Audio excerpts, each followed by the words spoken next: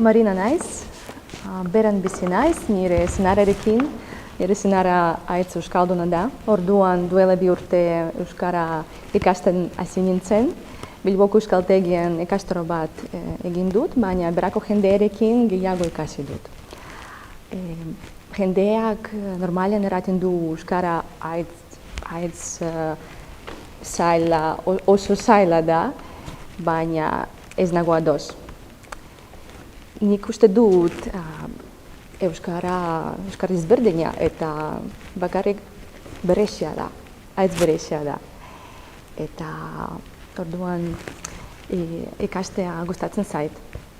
Nik 2 seme txikiak dauzkat, orduan ez dut denborek ikasteko egunero, baina ez zait axola. Hizkuntza bizitzen ikasten delako. Tabernetan zerbait hartzen, jendearekin solasten, familiarekin, lagunekin solasten, kaletan entzuten aunitz eta gauzak eskatzen, dendetan, olasko bolar bat edo kilo bat zagar favorez, horrela. Urte honetan nik semeak haurtzaindegira bidaliko ditut eta gero ikastolara. Orduan haiekin gehiago ikasiko dut oso laster.